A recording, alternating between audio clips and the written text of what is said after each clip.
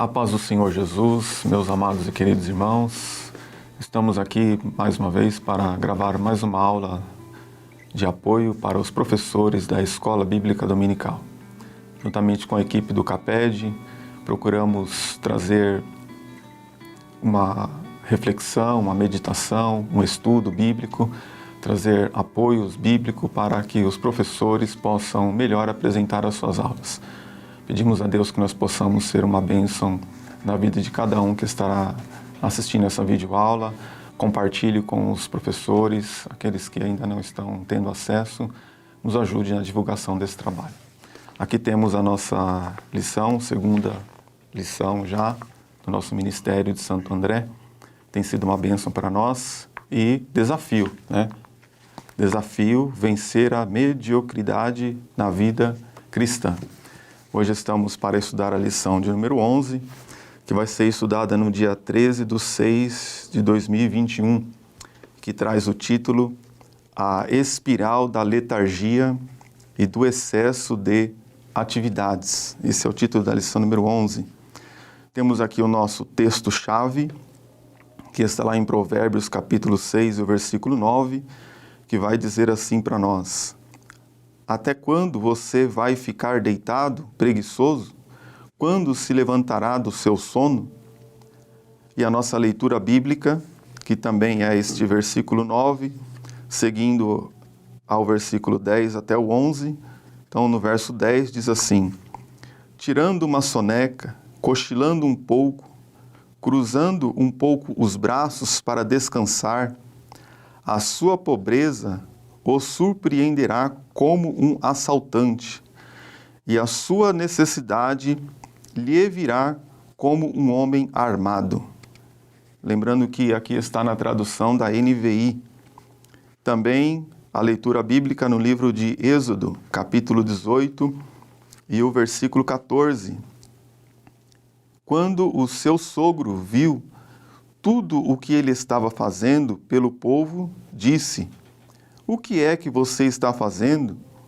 Por que só você se assenta para julgar e todo esse povo o espera de pé, desde a manhã até o cair da tarde? Moisés lhe respondeu: O povo me procura para que eu consulte a Deus. Toda vez que alguém tem uma questão, esta me é trazida, e eu decido entre as partes, e ensino-lhes os decretos e leis de Deus. Respondeu o sogro de Moisés: O que você está fazendo não é bom. Você e o seu povo ficarão esgotados, pois esta tarefa lhe é pesada demais. Você não pode executá-la sozinho. E para refletir, diz assim: a vida cristã não pode ser pautada por extremos. Não são poucos os cristãos que vivem desta forma. Ora estão sem fazer nada, ora estão fazendo demais, passando de um polo a outro, como numa espiral. Amém? Está conosco nesta oportunidade o nosso diácono Natan, da congregação do Vila Luzita. É a primeira vez que está aqui conosco. Natan, seja muito bem-vindo. É uma honra tê-lo aqui conosco, cooperando com esse trabalho do CAPED. A paz do Senhor, meus irmãos e minhas irmãs que assistem, professores. É um prazer, uma alegria muito grande estar aqui cooperando com o CAPED, com os irmãos, com a Igreja de Deus. Espero que nessa lição nós possamos entender mais sobre esse assunto e que Deus possa abrir nosso entendimento, nosso coração, para que a palavra de Deus nos transforme a cada dia. Amém? Muito bem. Essa lição, número 11, fala da espiral, da letargia, do excesso de atividade. Essa questão de espiral é estar, como diz, para refletir, de um polo para o outro. Então, uma coisa importante que eu gostaria que deixar aqui para a meditação, que os professores lembrassem os seus alunos, quando se pensa em muitas atividades e em poucas atividades, é entender que nós temos tempo. E alguns versículos podem ser muito úteis para o estudo dessa lição. Por exemplo, o Salmo 90 e o versículo 12, e que está escrito assim: ensina-nos a contar os nossos dias para que alcancemos coração sábio. Então é importante compreender que existe a brevidade da vida. Então, se está fazendo pouco, se está deixando o tempo passar, se não está realizando as atividades que deveria no tempo oportuno, é bom lembrar-se disso. A nossa vida, ela é muito breve. Também lembrar-se de Deus na juventude. São alguns itens que eu enumerei como introdução para essa lição. Lembrar-se que a nossa vida é breve. E lembrar-se de Deus na juventude, para que nós possamos ter mais tempo para servi-lo, né? E aqui vai caber o versículo 1 de Eclesiastes, capítulo 12. Os professores podem estar anotando essas referências para usar na sala de aula. Também aparece para nós Efésios 5, 15 e 16, que nos chama a atenção para vivermos a nossa vida com sabedoria, aproveitando cada momento da nossa vida, cada oportunidade. E também Eclesiastes 3 e 1, que diz para nós que há tempo para todas as coisas, tá certo? Então, se está se fazendo muitas coisas, não está tendo tempo para nada, alguma coisa pode estar errado, algum planejamento pode não estar muito bem, então nós podemos considerar isso. Há um tempo determinado, há tempo para todo propósito debaixo do céu. E eu coloquei aqui que nós precisamos seguir o exemplo de Jesus, né? O Senhor Jesus, ele tinha um objetivo e ele tinha um tempo determinado para cumprir esse objetivo. Então é interessante nós focarmos nisso, né? Não ficarmos muito na ociosidade e nem ficarmos muito atarefados de maneira que não conseguimos administrar o que estamos fazendo. Olhar para Jesus.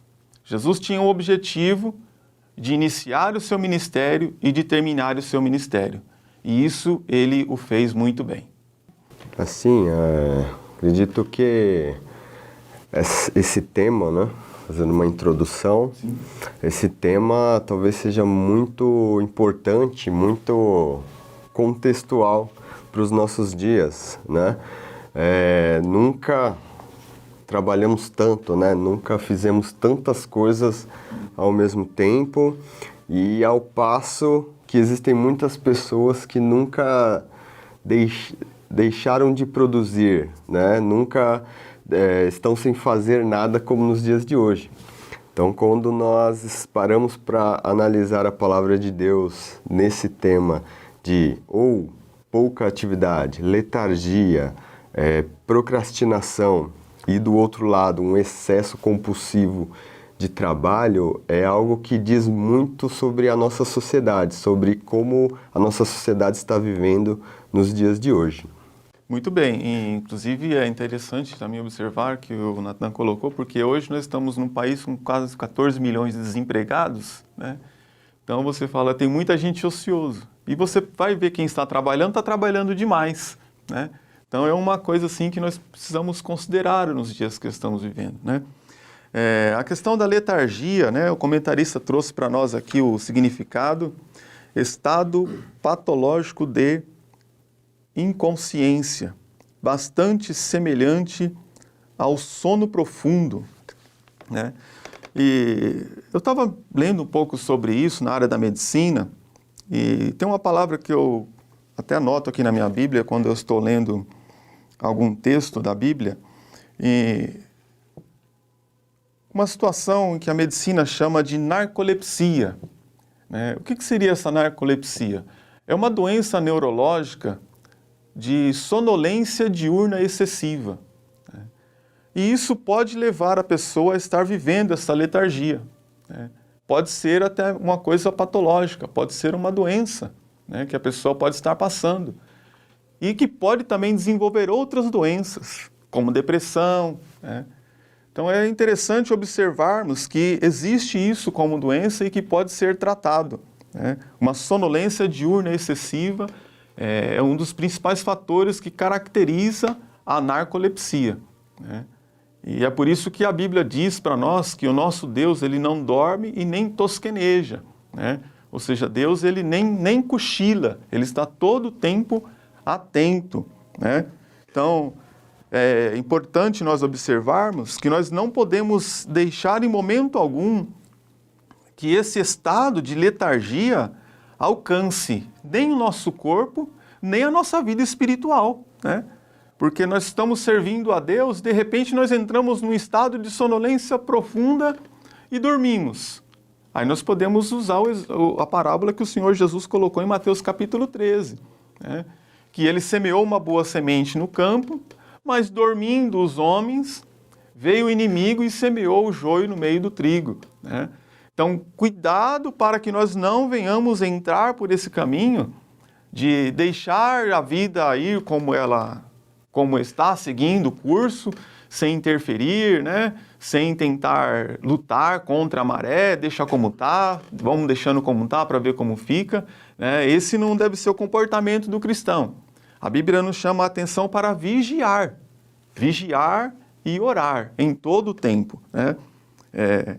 Eu destaquei algumas pessoas aqui que eles não estavam nesse estado de letargia, de sonolência, mas eles se apresentaram muitas das vezes para Deus como uma pessoa incapaz, uma pessoa que não tinha como reagir àquilo que Deus estava chamando eles para fazer.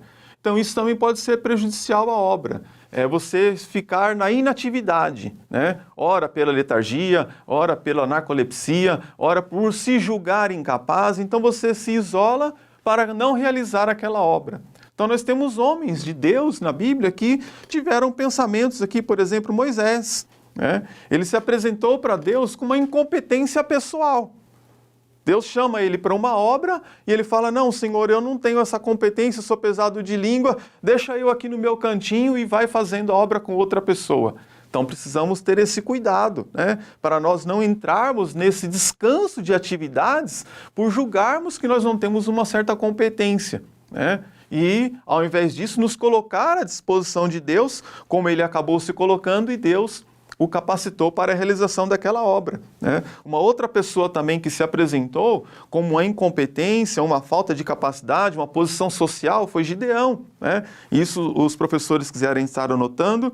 Em Moisés nós temos Êxodo 4 e 10. O Gideão, lá em Juízes, capítulo 6, versículo 15, ele se apresenta como, Senhor, a minha família é a família mais pobre de Manassés, né? Então, ou seja, deixa eu aqui quietinho, Senhor, que a minha família é uma das mais pobres, e vai seguindo a obra com outra pessoa, né? E acaba ficando nessa espiral, fica sempre desse lado de cá, e as pessoas estão acabando trabalhando muito, né? O Jeremias apresentou-se a Deus com uma fraqueza pessoal, dizendo, Senhor, eu não sei falar, porque eu ainda sou uma criança, né? Está lá em Jeremias capítulo 1 e o versículo 6. E também uma outra situação em que nós muitas das vezes não agimos e ficamos nesse estado de paz, de tranquilidade, achando que nada precisa ser feito, quando nós não reconhecemos a necessidade de alguém, né? De repente, nós estamos vivendo uma vida cristã e dizemos, eu estou à disposição da tua obra. Mas o que você está fazendo?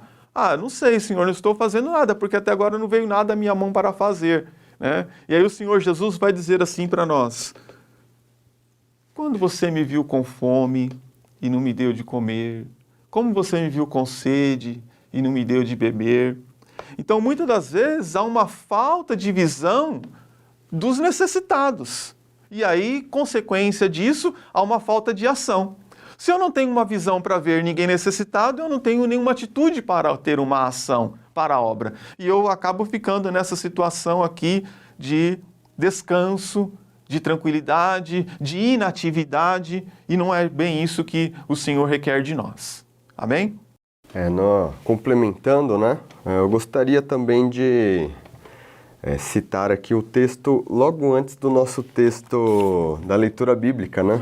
Que é Provérbios 6, versículos 6 a 8, que vai dizer o seguinte: vai ter com a formiga, ó preguiçoso, olha para os seus caminhos e sê sábio, pois ela, não tendo chefe, nem guarda, nem dominador, prepara no verão o seu pão, na cega ajunta o seu mantimento. Gostaria de chamar atenção para essa imagem bíblica da formiga, né?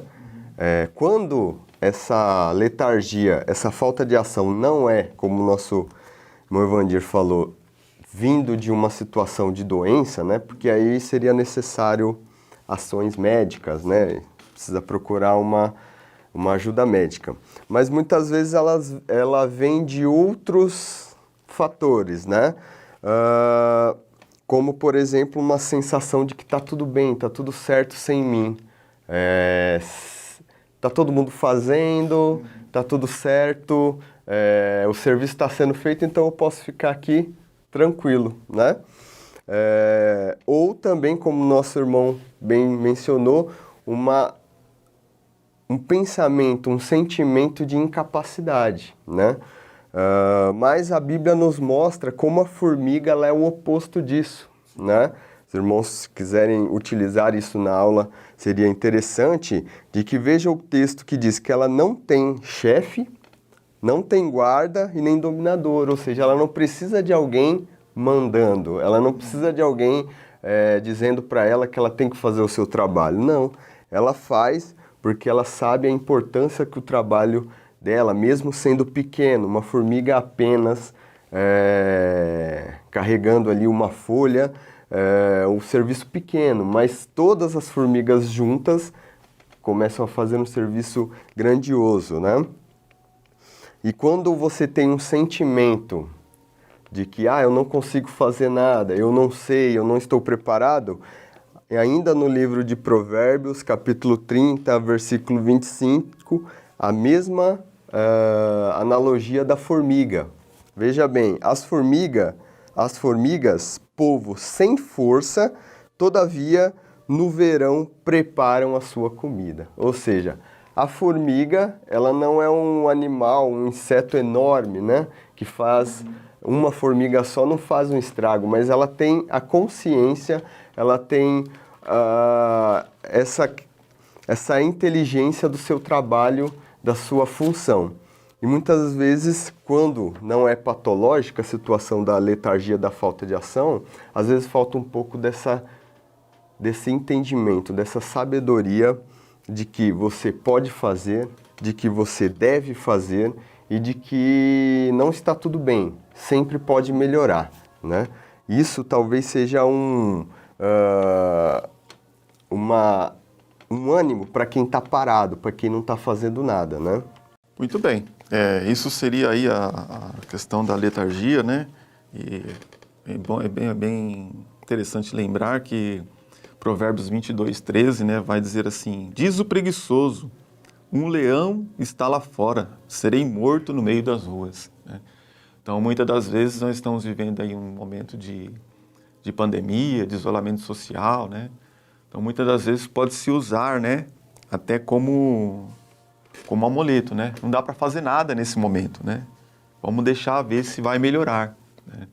Mas imagine se o Senhor Jesus viesse nesse momento. Ele não deixaria de fazer a obra que o Pai lhe confiou, né? Mesmo porque existia também doenças que eram contagiosas e que não tinham cura, e uma delas era a lepra. Em momento algum, o Senhor deixou de se aproximar dessas pessoas, né? Bom, passando aqui para o nosso segundo ponto, que vai falar do excesso de atividade, né? E eu acredito que muita gente vai se enquadrar aqui nesse ponto, né? Eu também já vivi isso na minha vida, em algum momento. E é a pessoa que vai além da medida, dos padrões normais, exagero, né? E às vezes ele pode ser até mesmo na obra de Deus, excesso de atividade na obra de Deus, excesso de atividade no trabalho, excesso de atividade dentro de casa, na família, nos estudos. Esse exagero não é bom, né? E nós podemos ver aqui, olhando para a Bíblia, eu vejo uma pessoa tão fascinado pelo cargo que ele tinha, que tudo que ele fazia era em visão de se proteger do seu cargo.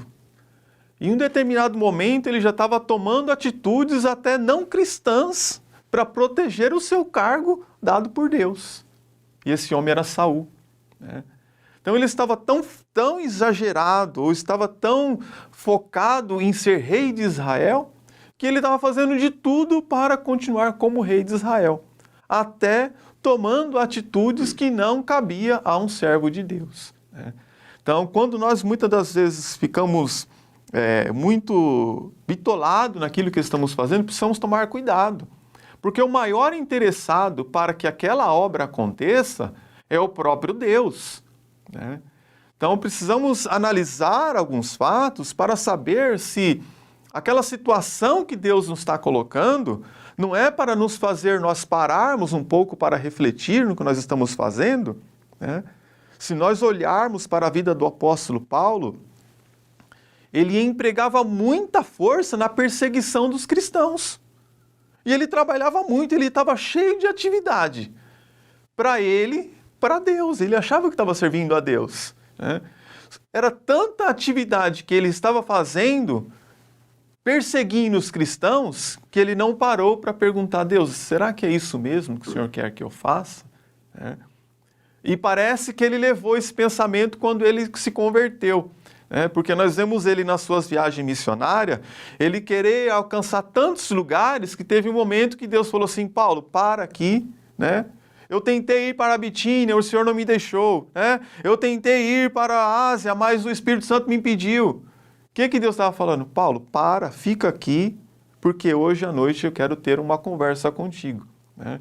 Então, muitas das vezes nós estamos cheios de atividades, estamos focados naquelas atividades e não refletimos se aquela atividade está sendo realmente para o bem comum da obra de Deus, né? Então, muitas das vezes nós vemos as pessoas lutando, como Marta e Maria, né? Lutando por fazer aquela atividade, sendo que naquele momento não era para estar tão focado nas atividades, mas sim parar e sentar para ouvir o que o mestre tinha a lhe ensinar, né? Esse é um problema muito moderno, né? Esse excesso de atividades, né? E, meu Evandir, existe até uma palavra no ramo da psicologia para esse excesso de atividade de trabalho, né? Principalmente aí no mundo profissional, são os chamados workaholics, que é uma junção de duas palavras em inglês, né? Work, trabalho, aholics, viciado. Então são pessoas viciadas em trabalhar, em fazer alguma coisa, né? É uma pessoa compulsiva, uma pessoa que isso já está se tornando até uma doença que precisa ser tratada por médicos, né? Por psicólogos, né? Porém, geralmente, e aí o que eu vejo, falando aqui um pouco do lado profissional, o nosso irmão Evandir falou do excesso de atividade até na obra de Deus, né? No ramo profissional tem muitas pessoas que trabalham muito e geralmente quando você vai falar alguma coisa para ela, ela vai dizer, mas eu não tenho escolha, porque eu tenho que sustentar a minha casa, eu tenho que pagar minhas dívidas. Realmente pode ser até verdade, mas eu acho que o grande problema dessas pessoas é que ela tem que reorganizar a sua vida para viver com menos, né? Porque geralmente ela tem gastos muito altos com coisas às vezes desnecessárias. E para atingir esses objetivos de gastar muito, de ter uma vida muito cara, essa pessoa tem que trabalhar muito até a exaustão. Na verdade, outro fator que eu acho que é muito possível na vida talvez dos irmãos que estão assistindo é muitas pessoas não sabem dizer não. Não é verdade? Qualquer pessoa que chega para ela falando alguma coisa, pedindo alguma coisa, entregando um problema, uma tarefa para ela, é uma pessoa que ela não consegue, que ela não sabe dizer não. E essa negativa a negativa para a negativa, né? A negativa de dizer não acaba atrapalhando essa pessoa, acaba exaurindo essa pessoa de uma forma que ela chega num momento da vida dela que ela faz muita coisa. Só que existe aquele ditado que diz que a pressa, né? Porque quando você faz muitas coisas e tem um tempo muito pequeno, você começa a fazer as coisas com muita pressa. E a pressa se torna inimiga da perfeição, e é a realidade. Então são pessoas que fazem muitas coisas, porém muitas coisas com baixa qualidade. E aí essa baixa qualidade vai influenciar em muitos níveis aí da sua vida. Nós vamos falar isso mais pra frente, né? Para essas pessoas, o Evangelho, eu citaria o texto de Mateus, capítulo 6, versículo 25 até o 34. Eu não vou ler tudo, mas os irmãos anotem aí, tá? Mateus, capítulo 6, do versículo 25 ao 34. Eu vou ler apenas o versículo 25, que diz: Por isso vos digo, não andeis ansiosos pela vossa vida, quanto ao que haveis de comer ou beber, nem pelo vosso corpo, quanto ao que haveis de vestir. Não é a vida mais do que o alimento, e o corpo mais do que as vestes? Ou seja, muitas pessoas têm que aprender a dizer não e têm que aprender a reorganizar a sua vida para viver de um modo, sim, mais simples, porém condizente com a sua realidade e não se exaurir de tanto trabalhar para ter uma vida, de repente, um pouquinho mais confortável, né? É verdade, né? Isso é muito importante, principalmente hoje que estamos vivendo num mundo muito consumista, né? E muito tecnológico, onde a tecnologia evolui muito rápido, né? E às vezes as pessoas ficam lutando para se manter atualizados e acabam trabalhando exaustivamente para fins, muitas das vezes, não tão necessários e não tão úteis, né? Bom, vamos caminhando aqui para o terceiro ponto, o equilíbrio nas atividades e responsabilidades. É muito importante encontrar, então, esse equilíbrio, né? Falamos aí da letargia, falamos do excesso de atividade. Vamos falar, então, desse equilíbrio. Provérbios 16, versículo 32. É melhor ter paciência do que ser herói de guerra. E o que domina o seu espírito é melhor do que o que conquista uma cidade. Olha aí, está aqui, então, o equilíbrio. Equilíbrio é aquele que consegue dominar o seu espírito, né? É aquele que consegue dominar as suas emoções, suas paixões, seus desejos, suas vontades. Então esse é aquele que tem uma vida equilibrada. E a Bíblia diz que esse é melhor, né? É melhor o paciente do que o herói da guerra e o que domina o seu espírito do que o que conquista uma cidade. Então, nós estamos, às vezes, lutando para conquistar tantas coisas, mas não conseguimos dominar o nosso próprio espírito, né? Então, aí está a falta de equilíbrio em nossas vidas. Então, buscar equilíbrio para as atividades cotidianas está ligado ao tempo, né? E quando nós conseguimos equilibrar, nós nos tornamos mordomos nós somos mordomos do nosso tempo, e quando nós conseguimos encontrar esse equilíbrio, nós conseguimos administrá-lo da maneira correta, né? Então, o tempo que é dado a nós por Deus, ele é igual para todos nós. Então, ou nós somos senhores do nosso tempo, ou nós vamos ser escravos dele, né? Então, nós precisamos encontrar um tempo para cada uma das coisas que nós queremos e devemos fazer. Não vamos conseguir fazer todas as coisas que muitas das vezes nós planejamos ou queremos. Então, nós precisamos definir prioridades na nossa vida, né? Então, é muito importante para que haja um equilíbrio. Ah, mas o dia não dá para mim fazer todas as coisas. Tudo bem, então defina prioridades, né? Eu gostaria de ler aqui Efésios 5, 15. Esse texto vai nos ajudar aqui para nossa reflexão.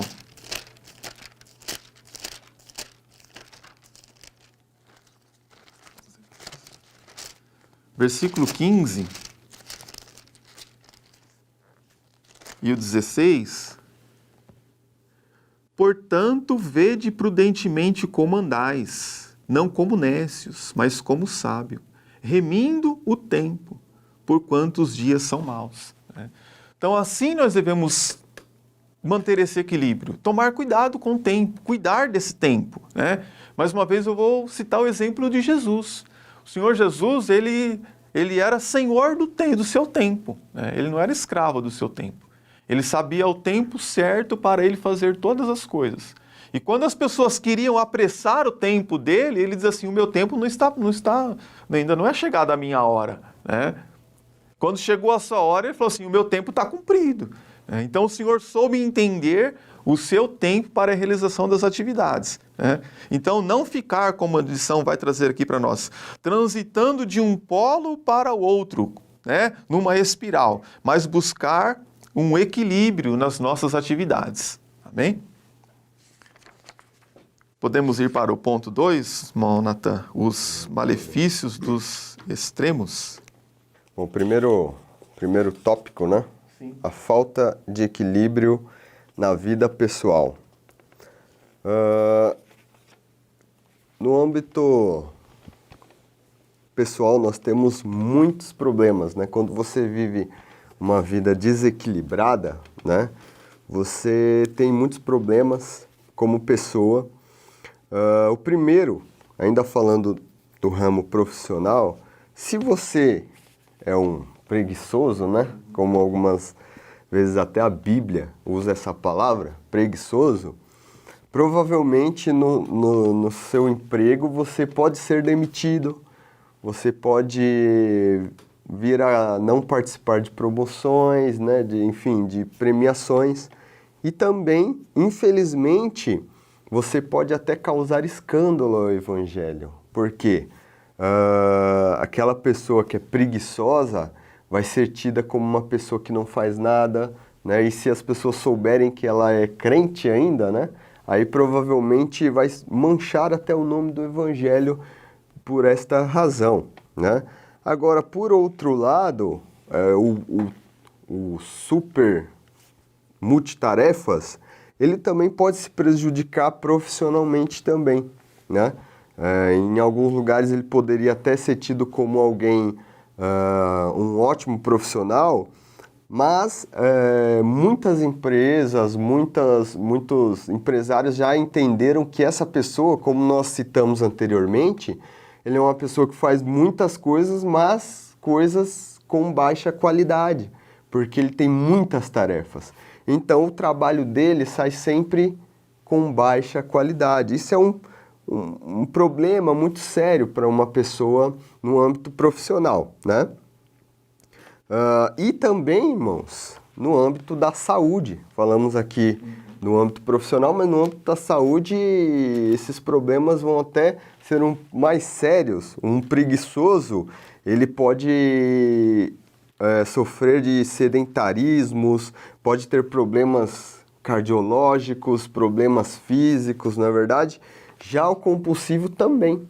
Segundo a medicina, quem trabalha muito e descansa pouco, geralmente desenvolve insônia, irritabilidade, até uma depressão, um corpo super cansado, né, o tempo todo.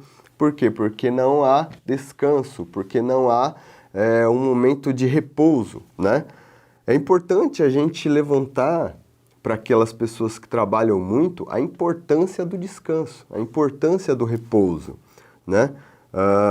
É interessante a gente levantar a ideia que no Antigo Testamento havia o mandamento do descanso, que era o dia de sábado.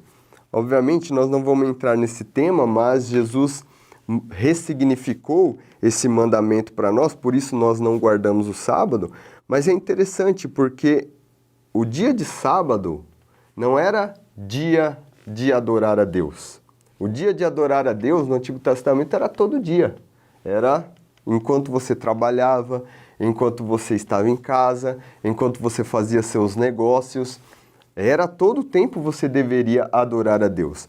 Mas, como nós vemos ali em Êxodo 20, do versículo 8 ao 10, o dia de sábado era para descansar. Não é verdade? E por que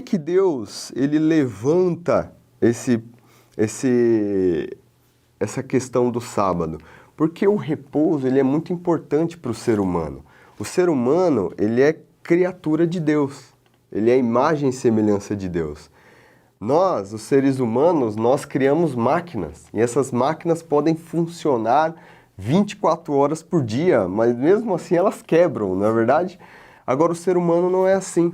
O ser humano ele não precisa apenas de trabalhar, ele precisa também de descansar, repousar, meditar, na verdade, principalmente para aquelas pessoas que trabalham muito, aquelas pessoas que são compulsivas pelo trabalho. Você tem perdas como no tópico nos diz, na área pessoal, especialmente na sua área física. Muito bem, Nathan. Essa questão do equilíbrio na vida pessoal é muito importante. É muito comum nas palestras de trabalho motivacionais, eles falam sobre a teoria do fogão de 4 bocas. Eu mudei um pouco essa teoria aqui para focar aqui a questão da nossa vida pessoal. A teoria do fogão de 4 bocas, ela ensina que nós acordamos e nós ligamos esse fogão. Quando nós acordamos, nós ligamos as 4 bocas. Uma dessas bocas pode ser a boca maior, pode ser Deus. A outra boca pode ser a família. A outra boca pode ser a obra de Deus. E a outra boca pode ser o seu trabalho. E o que acontece durante o dia? Para nós mantermos essas 4 bocas acesas, nós precisamos de usar o gás. E esse gás pode ser o nosso tempo. O que acontece muitas das vezes é que as pessoas, por precisar de comprar mais, de pagar mais, de mais dinheiro, de melhorar a situação financeira, ele vai e fecha uma das bocas do fogão. Ele vai lá e fecha, normalmente fecha a primeira boca, é da igreja, não dá tempo de ir na igreja, estou trabalhando muito. Mas há também aqueles que, não, eu preciso dedicar todo o meu tempo à obra de Deus. Aí ele vai e fecha a boca do trabalho. E aí, chega no final do mês, as contas chegam, e ele ficou todo o tempo na obra de Deus. Então nós precisamos encontrar esse equilíbrio na nossa vida pessoal. Nós termos essas 4 bocas do fogão funcionando. Em algum momento, possa ser que nós precisamos aumentar um pouco o fogo de uma delas, mas sem apagar a outra. Mas também não podemos aumentar muito esse fogo, porque se você colocar algo nesse fogão e aumentar muito o fogo e deixar muito tempo, pode queimar o alimento e pode estragar o alimento. Então a mesma coisa, se você foca muito em uma coisa e fecha outras bocas, de repente você fecha lá a boca da sua família, Está quase apagando, muitas das vezes até apagado, porque você só tem tempo para o trabalho e para a igreja. De repente, aquela que está apagada vai esfriando e aquele alimento pode ser estragado. Então você pode estar prejudicando ali a sua família. Então essa teoria do fogão de 4 bocas aqui, ela cabe também aqui para nós quando nós entendemos que nós precisamos ter esse equilíbrio de ter sim o trabalho na obra de Deus. Isso é muito importante, isso é louvável. Deus se agrada, Deus quer contar conosco, mas temos que encontrar também o tempo para a família, o tempo para Deus e o tempo para o trabalho. Próximo ponto aqui, a falta do equilíbrio na vida familiar. Eu queria comentar isso aqui com uma pesquisa. A Universidade Federal de São Carlos fez uma pesquisa que retrata mais ou menos o estado não só do Brasil, mas de quase que do mundo todo. Por exemplo, no Brasil, cerca de 40% das mulheres contribuem para a renda familiar. E em casas que têm filhos com menos de 5 anos de idade, as mulheres trabalham 15 horas a mais do que o seu parceiro por semana. O que isso nos mostra? A falta de equilíbrio da vida familiar. Nos dias que a gente está vivendo, é muito comum as mulheres trabalhar. Por exemplo, aqui essa pesquisa fala que 40% das mulheres contribuem para a renda. Ora trabalham fora, ora trabalham dentro de casas. E também, além de trabalhar fora, trabalhar em casa, elas têm que cuidar do zelo da família, da casa, dos filhos, e acabam ficando sobrecarregadas, né? Muitas das vezes as mulheres ficam muito sobrecarregadas quando têm que conciliar família com trabalho, com filhos, e isso gera um desgaste familiar muito grande, né? Um momento pode ser o marido, em outro momento pode ser a mulher, mas gera um desgaste muito grande.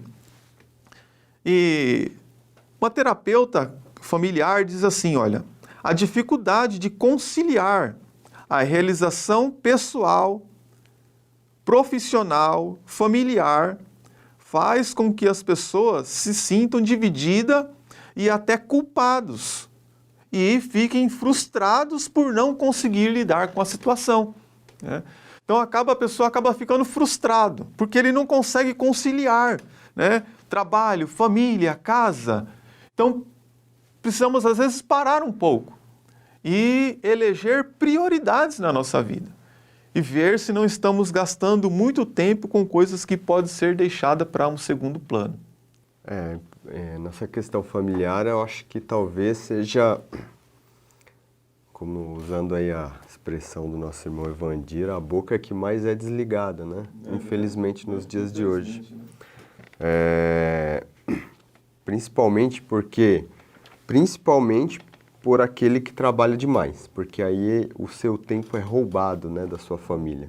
Ele fica sem tempo para a sua família. Mas aquele também que não faz nada também prejudica a sua família, porque ele vai deixando a família ser levada aí pela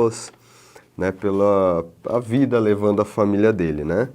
Mas eu gostaria de levantar um aspecto, irmão Evandir, que é muito importante. Às vezes a gente tem uma confusão de que se eu tiver, por exemplo, se eu pegar minha família e ir num parque, se eu pegar minha família e todo mundo ficar em casa assistindo um filme, assistindo alguma série ou viajando, às vezes as pessoas pensam que isso é dedicar tempo ou atenção à sua família. Talvez você esteja dedicando tempo, mas não atenção. Por quê? Muitas vezes nós vemos isso com muita frequência, né? Todos na mesma casa, porém cada um no seu canto solitário, né? Então ele está em casa, ele não está trabalhando, está com a sua família, mas ao mesmo tempo ele está solitário, ele está desconectado da sua família. Muitas vezes viajam, mas cada um fica no seu celular, cada um faz as suas atividades, não é verdade? Eu acho muito importante, quando antigamente, eu já falei isso para algumas pessoas, mas antigamente o maior cômodo das nossas casas, principalmente quem morava no interior, era a cozinha, né? E você tinha uma mesa enorme na cozinha, às vezes com aquele bancão, né, de madeira bem comprido. Eu lembro da casa da minha avó quando eu faço essa analogia, né? E era muito interessante porque todas as visitas ou os nossos parentes que iam lá, geralmente iam para a cozinha tomar aquele café, comer alguma coisa, e ali havia um momento de comunhão, né? Você estava sentado na mesa, realmente conversando, realmente expondo as suas dificuldades, os seus problemas, né? Hoje em dia, o cômodo maior da nossa casa virou a sala. E a sala ela tem um problema muito grande, ela tem uma arquitetura muito problemática para isso. Porque todos se sentam no sofá e ficam de frente com a televisão. E eles começam a interagir não uns com os outros. As famílias estão todas sentadas no mesmo sofá, mas sem interação. Estão todos interagindo com a TV, estão todos interagindo com a internet. Então, irmãos, passar tempo com a família não é simplesmente estar no mesmo lugar, mas é dedicar atenção, dedicar o seu melhor, se desligar de tudo. Então, desliga a televisão, não passa nada que presta mesmo, né? Desligue o seu celular, as redes sociais também não estão lá essas coisas, e esteja com a sua família, converse com a sua família, fale de Deus, fale das bênçãos de Deus para os seus filhos. Em Deuteronômio capítulo 6, versículo 6 ao 9, especialmente o versículo 7, vai dizer que você tem que falar, falar da palavra de Deus para os seus filhos, falar de Deus aos seus filhos, não de uma forma, né, cruel, né? Não, Deus vai te castigar, não, mas conte as bênçãos de Deus para os seus filhos, né? Conte como Deus é bom, como Deus é maravilhoso para os seus filhos. E isso só funciona quando você dedica não só tempo, mas atenção aos seus filhos. Muito bem. Vamos seguindo aqui. A falta de equilíbrio afeta a sua alma, né? E aqui a gente poderia parar um pouco para refletir. É claro que o nosso tempo não nos permite. Vou apenas citar aqui, se nós fôssemos refletir um pouco sobre as faculdades da nossa alma. E aí a gente pensa numa alma desequilibrada, um intelecto, uma vontade e um sentimento desequilibrado, né? Isso compromete, com certeza, toda a nossa vida, todo o nosso corpo. Então, a falta de equilíbrio afeta a alma. Então, Tessalonicenses diz que nós precisamos sermos conservados plenamente irrepreensíveis para a vinda do Senhor, em vosso espírito, alma e corpo. E aqui caberia uma boa reflexão sobre o tempo que nós dispensamos em cuidado com o corpo, com academias, com atividades físicas, salões de belezas e tudo mais, e o tempo que nós dispensamos do cuidado da alma, né? Que é onde está o nosso intelecto, imaginação, memória, razão, né? Com que nós estamos alimentando esta alma para que nós tenhamos uma vida equilibrada em corpo, alma e espírito, né? Nosso sentimento, a parte efetiva da nossa alma. A Bíblia diz que nós precisamos ter o mesmo sentimento que houve também em Cristo Jesus. Jesus tinha sentimento de amor, de compaixão, sentimento de perdão, né? De renúncia. Esses eram os sentimentos que tinham nele. Então, Jesus tinha uma alma equilibrada, né? A vontade, ele fala que a sua vontade era fazer a vontade do Pai, a vontade daquele que havia enviado. Então, essa questão aqui da falta de equilíbrio afeta a alma, é um ponto aqui que dá para se falar bastante coisas, né? Não sei como é que os professores vão estar administrando, mas ore a Deus. Quem sabe nesse momento aqui você pode levar a tua classe a uma boa reflexão sobre o tempo dispensado ao cuidado da alma, né? Passando por esses 3 aspectos aqui, intelecto, sentimento e vontade, né? Até queria falar, mas o tempo não nos permite. O próximo, terceiro tópico aqui da nossa lição, os benefícios de uma vida cristã equilibrada. E o primeiro benefício está aqui como paz interior, né? Eu já me lembrei logo do versículo da palavra de Deus que diz assim que o ímpio não tem paz, né?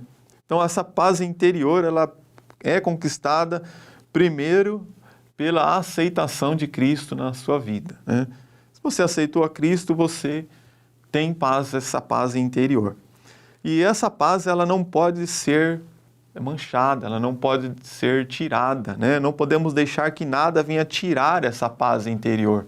Então eu vou lá para Hebreus capítulo 12, versículo 1, que diz assim: deixemos todo o embaraço e olhando para Jesus.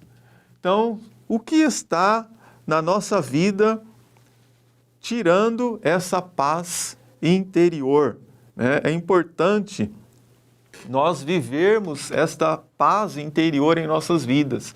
E eu anotei aqui, porque sempre trabalhei, né, em áreas que a gente tinha muitas atividades e as camisas, como essa que eu estou usando aqui, tem 2 bolsos. Eu me lembrei da camisa polo. Normalmente são as camisas sem bolso, né? E por que a camisa polo é uma camisa sem bolso? Porque é uma camisa que ela te leva para um ambiente em que você não tem muitos compromissos.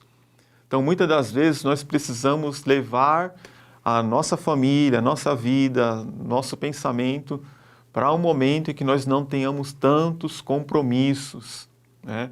Então, desmarcar alguns compromissos que possam ser desnecessários e focarmos mais naqueles que são mais importantes para as nossas vidas, né? Para que nós possamos ter essa paz interior, né? E estar dentro do tempo, não estar sempre correndo, né? Sempre querendo, nunca tem tempo para nada. Então, encontrar essa paz dentro de nós. Quando nós temos tempo, nós temos paz, né? Quando nós não temos tempo, a pessoa não tem tempo, vive sempre correndo, ele nunca tem paz, nunca consegue parar para fazer nada. E acaba, às vezes, fazendo as coisas erradas, né? Isso me lembra também, meu Vandir, do texto de Gálatas 5, 22 e 23, que vai falar a respeito do fruto do Espírito, né? Sim. E um deles é a paz, não é verdade? Um deles é a paz. E essa paz, né, no original, é uma palavra que ela não dá a ideia de uma ausência de guerras. Não é aquela paz uma paz política, vamos dizer assim, né? Não é aquela paz que não vai haver guerras, não é aquela paz que vai dar tudo certo na sociedade, não. Mas é uma paz que só o cristão tem, né? Que é uma paz vinda de Cristo. É uma paz que é dada pelo Espírito Santo, através do fruto do Espírito Santo, né? Você imagina que o apóstolo Paulo escreve essa carta de Gálatas no primeiro século, e naquele contexto os cristãos eles eram muito perseguidos pelo Império Romano, eram muito perseguidos pelo judaísmo em alguns lugares, né? Então você imagina que aqueles irmãos ali de Gálatas não eram pessoas que estavam em paz no sentido social, eles eram perseguidos. Muitos deles presos, muitos deles mortos, né? Então, como que o apóstolo Paulo vai falar de paz nesse contexto? Ora, só quem tem o fruto do Espírito entende essa paz, que é uma paz, como a própria Bíblia vai dizer, que é a paz que excede todo entendimento. Ou seja, você está sofrendo, você está sofrendo perseguições, sofrendo problemas na família, problemas de diversas fontes, de diversos lugares, mas mesmo assim a paz de Deus ela é presente na sua vida, né? E quando você tem uma vida desequilibrada, necessariamente essa paz é quebrada também. Quando você trabalha demais, você começa a deixar essa paz de lado.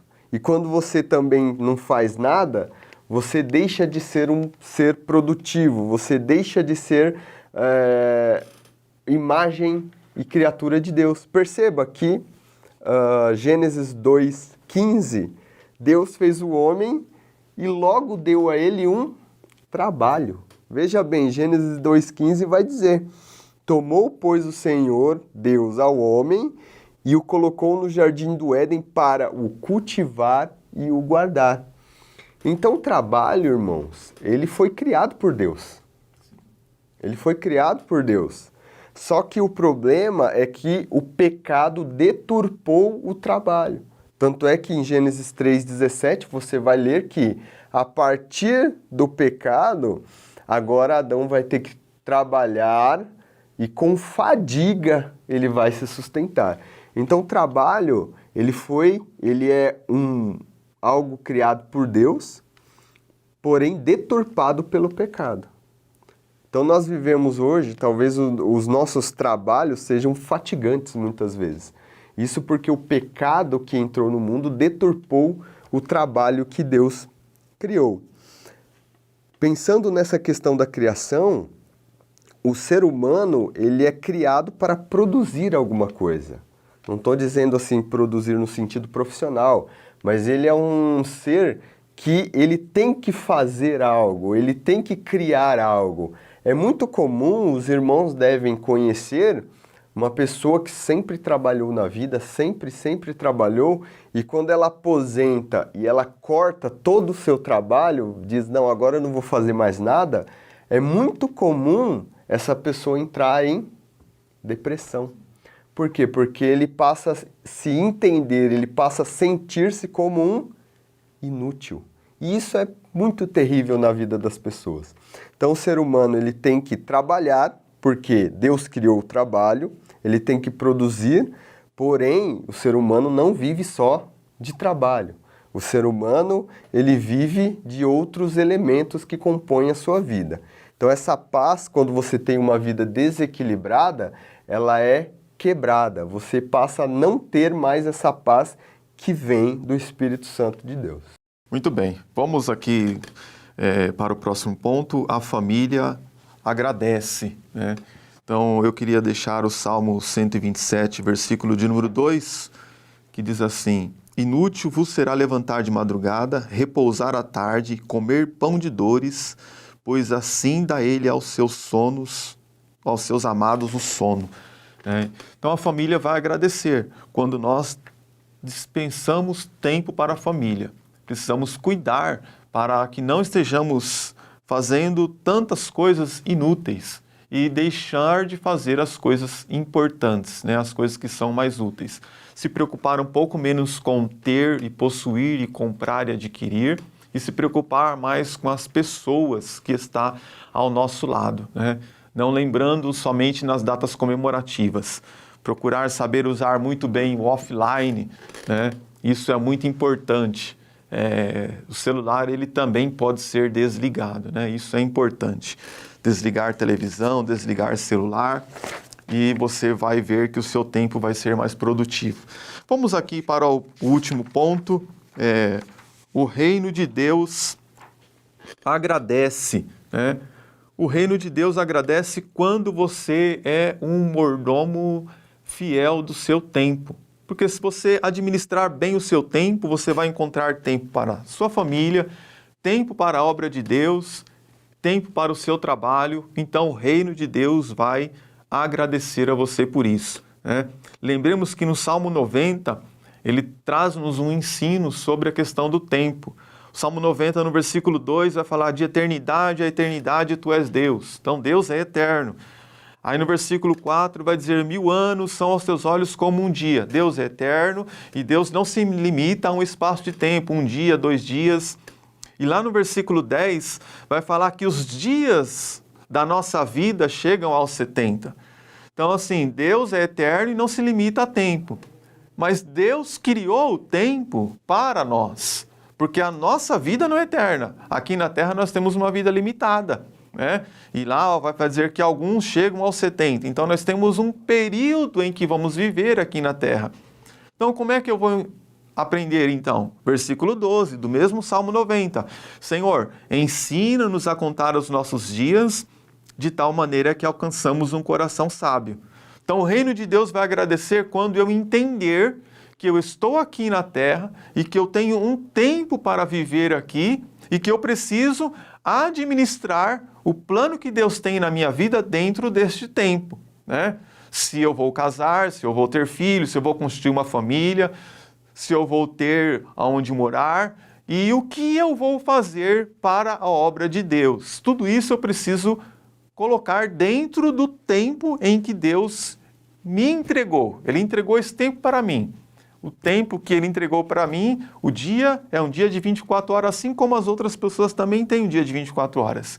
Deus criou esse tempo e Deus entregou um tempo para mim. Não podemos nos esquecer. Um dia Deus vai pedir conta do tempo que ele nos deu, né? Ele vai dizer, olha, eu te dei o tempo para você fazer tudo isso. Por que você não fez? Ah, Senhor, estava tão ocupado com aquelas coisas que eu comprei e que ficou tudo lá na terra, né? Foram todas obras em madeira, feno e palha e pouco tempo dedicado às obras preciosas, né? Como ouro, prata e pedras preciosas, que são as que vão permanecer para sempre. Vamos passar aqui para o nosso irmão Natan, que está fazendo a conclusão, né? Eu acho que muito importante, né, ter uma vida equilibrada, no fruto do Espírito, né? Eu acho que, pegando um pouco do gancho do nosso irmão Evandir, não existe melhor testemunho do cristão ter uma vida equilibrada. Um cristão que trabalha e colhe os frutos do seu trabalho, né? Não depende de ninguém, não está encostado em ninguém, digamos assim. Um cristão que é honesto, que trabalha, que obedece o mandamento de servir aos seus patrões como se fosse ao Senhor. Um cristão que dispensa tempo à sua família. Um cristão que, no caso dos esposos, né, que governam bem a sua casa, que educam bem os seus filhos. No caso das esposas, a mesma coisa, que orientam seus filhos, que dispensam tempo aos seus filhos.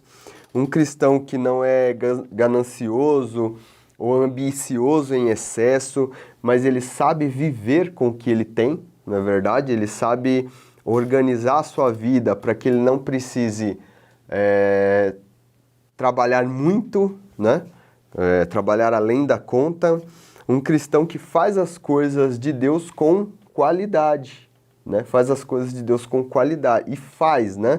Não fica parado esperando outras pessoas fazer, que tem domínio próprio para quando num domingo de manhã ele acordar e acordar a sua família e dizer: vamos à escola dominical, todos nós, toda a família, né? Não só ele sozinho, né? É ativo na obra de Cristo. E é um cristão, quando um cristão é equilibrado, quando ele não vive nesses altos e baixos, ele agora é ativo na obra de Cristo e ele é constante, né? Ele não vive mais de altos e baixos, mas ele vive em constância, tanto na obra de Deus, tanto na igreja, tanto na sua família, tanto no seu ambiente profissional. Ele é uma pessoa constante, mas para ser constante, para não viver sempre de altos e baixos, de picos, né? De, hoje eu tô bom, amanhã eu tô ruim, hoje eu tô... Não. Para um cristão ser assim, ele deve necessariamente buscar equilíbrio, buscar prioridades, buscar o que ele deve fazer primeiro, né? E ele também deve entender que ele precisa do fruto do Espírito Santo para ter uma vida plena, uma vida santa, uma vida realmente em Deus. Amém. Muito bem. Diríamos que o equilíbrio de uma vida cristã, ele deve sim ser buscado, mas ele só vai ser alcançado se você deixar Deus guiar os seus passos, né?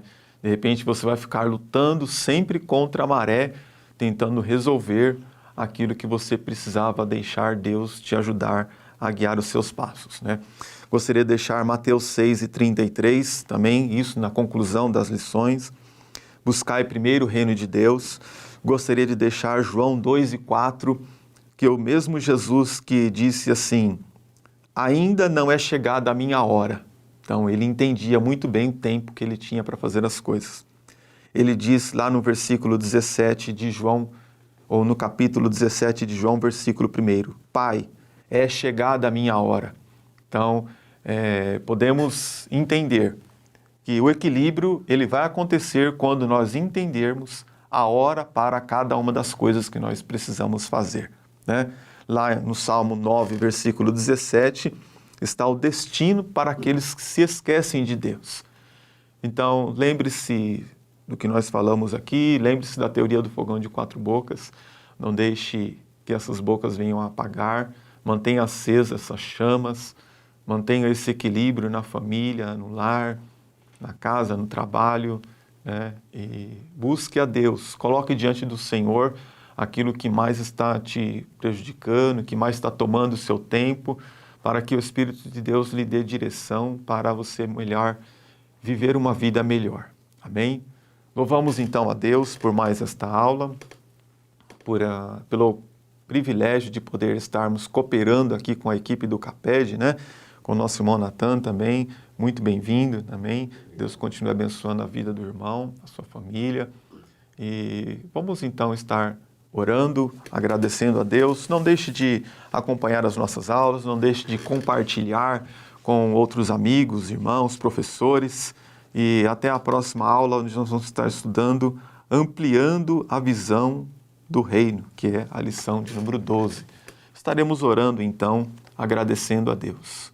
Querido Deus e eterno Pai de nosso Senhor e Salvador Jesus Cristo, nós somos gratos pelo privilégio de aqui estarmos. Somos gratos, Senhor, pela oportunidade que o CAPED nos concede de estarmos meditando nesta lição e apresentamos a Ti, Senhor, este projeto, apresentamos a Ti esta aula, apresentamos a Ti, Senhor, este momento de reflexão para que venha a ser um benefício na vida de cada um dos professores. Que eles possam, Senhor, através desses recursos, serem guiados pelo Espírito Santo em cada manhã de domingo, Senhor, para que o Senhor possa direcionar, Deus, o texto que há de ser lido, o comentário que será feito e que tudo seja feito para louvor e para a glória do Teu nome. Assim nós te pedimos e te agradecemos em nome de Jesus. Amém.